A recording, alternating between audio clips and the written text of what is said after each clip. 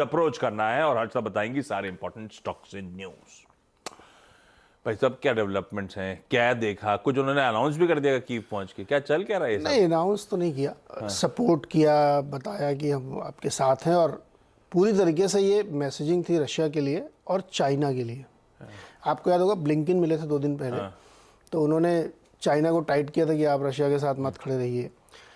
तो ये मैसेज दोनों कंट्रीज़ के लिए था। और ये सीक्रेट विजिट थी, मतलब यूएस प्रेसिडेंट अनप्लान्ड तो कहीं नहीं जाते।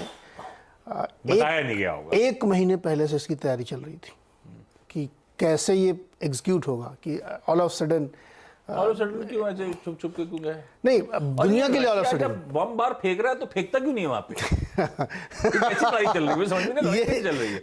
रिपोर्ट पढ़ते मेरे दिमाग में यही सवाल आया था कि कीव में बम क्यों नहीं गिराया। हर जगह दिखते रहते हैं, तो रशिया क्यों नहीं थी इंटेलिजेंस है कि कहीं फोड़ दे? नहीं भाई मैं समझ नहीं पा रहा हूँ इस वॉर को। देखो, रशिया को मालूम है, रशिया को मालूम था कि विजिट होगी। बाइडेन साहब की तो अलग कहानी है, हाँ। पर आपका बेसिक टारगेट कौन है? आपको कैप्चर करने में दिक्कत क्या हो रही है? पूरी दुनिया में तो घूम रहे हैं, हर जगह दिखते हैं। नहीं कर सकते ना। देखो, आप दुनिया में जितने बड़े लीडर्स हैं, आपको लगता है कि आप बाइडेन और रशिया के पुतिन के बीच बातचीत नहीं हो रही होगी? सब बैक चैनल बात होती है। अपने अपनी पोजीशनिंग है, अपने अपने मैसेजेस दिए जाते हैं। तो ये प्लान भी था, उनको भी मालूम था ये उतरेंगे, सब कुछ होगा, चले जाएंगे। तो दुनिया के लिए मैसेज है, अनटिल अनलेस कि आप अपफ्रंट आके मेरे साथ कुछ नहीं करते हैं, नहीं करता। चाइना को भी मालूम था कि ऐसे होना, उनकी भी इंटेल बहुत तेज़ है। लेकिन ये पोजीशनिंग है, मैसेजिंग है, और उसका बहुत अच्छा असर आपको आज की स्पीच में देखने को मिलेगा। जब पुतिन अपनी कंस्टिट्यूएंसी को एड्रेस करेंगे तब इसका रिप्लाई देंगे वो। देखिए, ये जो जियोपॉलिटिकल टेंशन है लगातार बढ़ रही है। आपको एग्जांपल के तौर पर बताऊं, कल ईरान की करेंसी लाइफ लो पे चली गई है। 1 रियाल, मतलब $1 की कीमत 5 लाख रियाल हो गई है, जो अभी सितंबर में 3.5-4 लाख थी।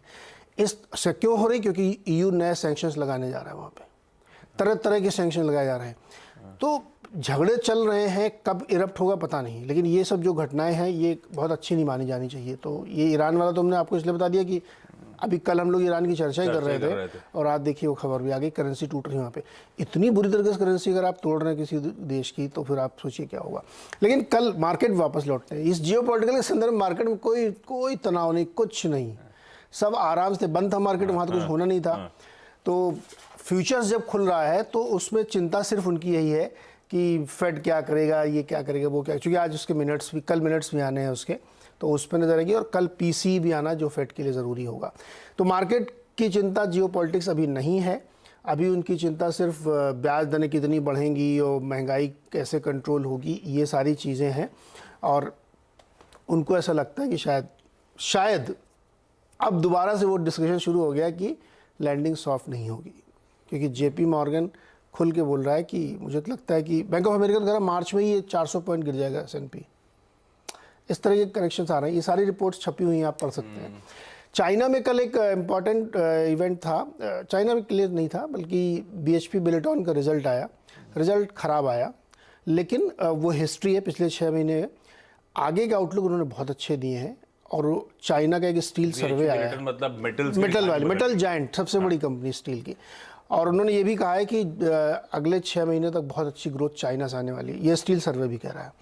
तो आप ये कह सकते हैं कि मेटल आज हो सकता है रडार पे रहे। ये बात बताई गई थी, रियल एस्टेट के प्राइसेस चाइना में बढ़े, कुछ नहीं तो इंचा हल्के से बढ़ गए। आगे बिल्टन की कमेंट्री आ गई। ठीक है भाई, ये कहानी है ग्लोब की। तो जियोपॉलिटिक्स पे नजर, यूएस के मार्केट्स बंद थे, हल्की कमजोरी के साथ फ्यूचर्स दिखा रहे हैं कि आज शाम को एक्सटेंडेड वीकेंड के बाद कामकाज की शुरुआत होगी। तो क्यों लेना था हमें यूरोप से? यूरोप में भी एकदम फ्लैटिश नोट पे कामकाज हुआ, बिल्कुल मिला जुला। और ऐसे ही शुरुआत एसजीएक्स निफ्टी करेगा, ये इंडिकेशंस आते हुए। जहां कल क्लोज किए थे उन्हीं लेवल्स के आसपास फ्लैट हम आज के सेशन में खुलेंगे। यह है कहानी दुनिया की। ऐसे में अब समझ लिया जाए ये back to back pressure points के बाद अब मार्केट्स का अप्रोच क्या रहेगा।